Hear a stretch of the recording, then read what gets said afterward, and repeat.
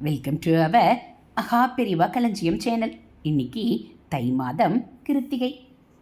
தை கிருத்திகையினுடைய சிறப்பை நாம் தெரிந்து கொள்ளலாம். கிருத்திகை இந்து ஜோதிடத்தில் ஒரு நட்சத்திரம்.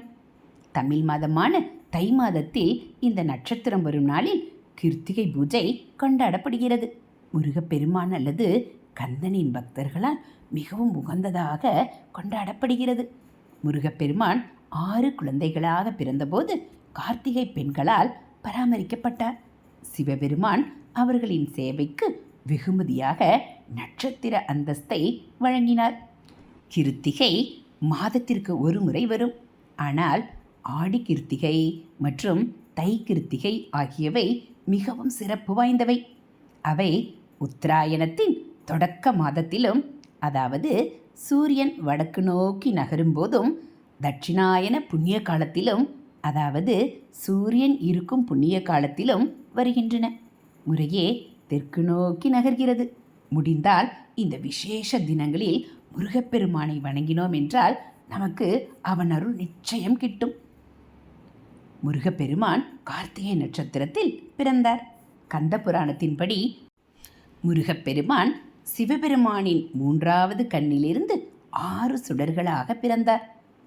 அக்னி மற்றும் வாயுதேவன் இருவரும் முருகனின் 6 சுடர்களை சரவண பொய்கைக்கு கொண்டு சென்றனர்.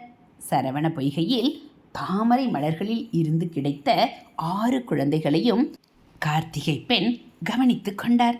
முருகப்பெருமானின் தந்தையான சிவபெருமான் கிருத்திகை விசேஷ நாட்களில் முருகப்பெருமானை வழிபட்டால் தம் பக்தர்களின் விருப்பங்கள் நிறைவேறும் என்று பக்தர்கள் அனைவருக்கும் வாக்குறுதி அளித்ததாக நம்பப்படுகிறது.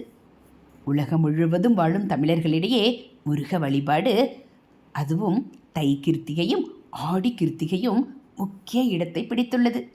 தை மாதம் முழுவதும் மகத்தான கொண்டாட்டங்களால் நிரம்பியுள்ளது. தமிழில் ஒரு பழமொழி, தை பிறந்தால் வழி பிறக்கும்.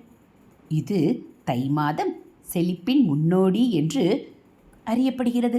முருகப்பெருமானின் வழிபாடு எப்பொழுதுமே மகத்தான பக்தியுடன் இருக்கும். பக்தர்கள் எல்லாரும் எல்லாம் வல்ல இறைவனிடம் தீவிரமான பக்தி கொண்டுள்ளார்கள்.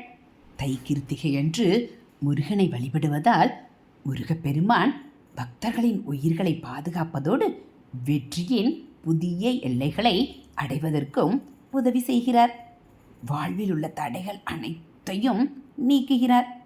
முருகனே செந்தில் முதல்வனே, மாயோன் மருகனே, ஈசன் மகனே, ஒருகிமுகன் தம்பியே, நின்னுடைய தண்டைக்கால் எப்பொழுதும் நம்பியே கைதொழுவேன் யான் என்று ஸ்லோகம் கூறி அனைவரும் முருகப்பெருமானை தை கிருத்திகை தினத்தில் வழிபட நம் அனைவருக்கும் அனைத்து நலன்களும் கிடைக்கும்.